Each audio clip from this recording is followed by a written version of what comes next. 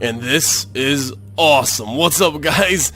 Since the last time you guys have told me about so many different things in this game, it's crazy for adjusting shells, figuring out what type of barrel length you need, what kind of barrel width, and what kind of ammo loaders you need to be, what kind of length for everything. It's pretty cool compared to what shells. So everything we had here going on since the last time is really inefficient. This is no good right here. We're gonna have to start over, make something cool. I was gonna do something like a belt-fed autoloader cannon kind of rapid fire thing, but then again, you guys got me kind of thinking about this too. It's like this slider right here on this ammo controller is so important. As you guys have drilled into me. Yeah, it's very important because it tells you like how long of a shell rack you need, you know, and how many gauges you need for what kind of diameter of shell, and expected explosive damage and explosion radius on whatever you have equipped for your shell. This is really intricate, amazing, awesome stuff. Even velocity of the shell too. Yeah, muzzle velocity. It's great. This is amazing. So I'm gonna play around with this. I wanted to make something with a lot of DACA today, like lots high fire rate, because some of you suggested that, and I kind of want that too, like a belt-fed something. Probably using the ammo racks that are 1 meter long, because we're gonna put this on a ship today. Some kind of ship. I don't know what I'm gonna make. I got all types of crazy ideas. Maybe a Mexican restaurant because I was hungry. But maybe we'll make something a little more real. Maybe something with balloons floating around. But anyway, the gun is kind of the most important part right now, as we're still learning it. So I'm gonna do some testing here. Okay, so here we are, right from the beginning on our test platform. This is the gun that we're gonna be working on today for our ship that we're about to build. I want to go ahead and increase the barrels to 3. Just to make things a little more complicated. Why not? Why not? Because I wanted a gun with like 3 barrels, you know? That's kind of like what I want. I wanted just firing rapid fire with like belt fed and all types of nonsense. So we got this little strange thing here like this, but this is where the real magic is. It's down here. I want to shoot at least like a 4 long shell like this, at least this kind of complexity to it. And so we can add, you guys, like just the 2 gunpowder charges for a lot of speed, armor piercing head, and explosive in the center. So this will go penetrate a ship and explode in the ship. I think that's like super cool, at least for starting out. For now, later on we can work on rail guns and stuff like that. So yeah, now it comes time for this slider. Let's see what we want.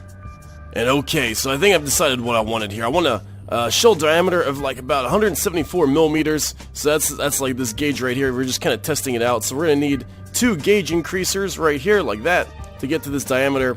And overall, the speed of velocity, since we have 2 gunpowder casings, should be pretty decent. Because look, if we had more added on here like that, our velocity would be like terrible, kind of like what we had in the last episode. It was really slow, just kind of dropping off. So we need more gunpowder casings. So we'll go ahead and throw that on there like that. And also the length of our shell is going to go ahead and decrease as well with the more casings that we have. Here we go. Where is this thing at? There we go. Alright, so there we go. As soon as that gets smaller, that went up. And recoil seems manageable, I think. And yeah, pretty much I'm going with the squash head. So we'll send out a shockwave of damage. I think this will be fun with the Deepwater Guard. We'll have a shockwave of damage going out and destroying large chunks of vehicle walls. And we'll kind of do this with rapid fire. With the 3 barrels too. And it's going to take like 6 seconds for each autoloader to load a bullet into the chamber. So we'll need a bunch of autoloaders. Let's just try this out. I think this is going to be cool. Okay, so we've been doing some testing here with these belt feeders right here, and I found out that belt feeders are really good if you want to make a small cannon that shoots fast, but you know, it's going to have long reload time until this clip fully reloads again. I set all these belt-fed autoloaders to reload after 10 seconds of inactivity if we didn't finish the entire clip. So let's go ahead and test it out. This is actually overkill right here. We really don't need all these belt-fed auto feeders here. So you're going to see this gun kind of shoot like crazy. Let's actually aim it and let's zoom out so we can see these bullets go down. And yeah, we have a lot of cooling here. So we start shooting, and you can see the ammo is being depleted as we're firing. So it's a little excessive. It's a little excessive right now. So all we really need is just like 1 belt-fed thing. Honestly, yeah. So we got to get the right size of round here. Right now it's at 80 millimeters. I think, yeah, we agreed on something a little larger. But yeah, so I don't know if I want to go with the belt fed or not, because it's really not necessary unless we want to keep our gun really small. And now let's take a look at a case where it's just 1 auto loader right here, belt fed auto loader, and just to compare the difference. Yeah, see, there we go. So it's shooting pretty decently. You can see the ammo going down. And that's nice, and we have a really small, fast-shooting gun. That's really good, and these barrels help with the cooling process, too. So you get 0.15 seconds for each barrel shooting kind of deal. It's cool. It's alright. So I'm going to see if I can do a little more testing here, figure out what we really want. Oh, and I just realized, as soon as I took away the 3 barrels and made it into 1 barrel, the diameter of the whole gun increased to what we were talking about before, 178 with the 2 engaging greasers. So now the bigger bullets are getting loaded in here. Very fascinating. Okay, so more barrels means more engaging increasers to get to the diameter that we want, because all the barrels have to be this big. I see how it splits it up like that. Okay, so more testing needed. See, we can't shoot now with this belt feeder because it's still loading. It needs to be completely loaded before we can actually shoot it. And it's taking a longer time now to reload since the gauge is larger. Interesting. Weapon testing. How much fun are we having here? This is great. I love testing out these weapons. Alright, so this thing is just about... There we go, it's loaded. It's fully loaded, just clicked. So let's see, with everything still the same, just with 1 barrel, let's see how fast this thing shoots now with a belt fed. Oh yeah, see, now I think it's a cooling issue. Well, it's still shooting pretty good. Yeah. It's not really that fantastic. It's not that fantastic. Yeah, it's 0.73, so I guess we need more cooling. More testing to be done. Way more recoil, too. Alright, and one more thing I realized is that high caliber, high gauge bullets are really not meant for pretty much belt-fed shooting here, because this took forever to reload. Like, I only shot this down to there, and it just took forever. Like, we would be sitting ducks for the longest time. Oh my gosh! All right, yeah, it's shooting pretty slow. All right, so both clips are kind of we're actually shooting 2 bullets out at once. I see how it goes. Yeah, so that's so weird. 2 bullets out at once because our cooling is so fast. It's pretty much 0. So both autoloaders are loading just as fast like that. Yeah, so I'm not a fan of this belt-loaded stuff, and now we have to wait. Now we have to wait literally forever for this thing to reload. All right, so that's really for very small ammunition, very fast reload time of these devices kind of deal set up here. All right, so still got to decide how we're gonna take this. I do want this to be a small ship that we're gonna make, so I don't want something too big.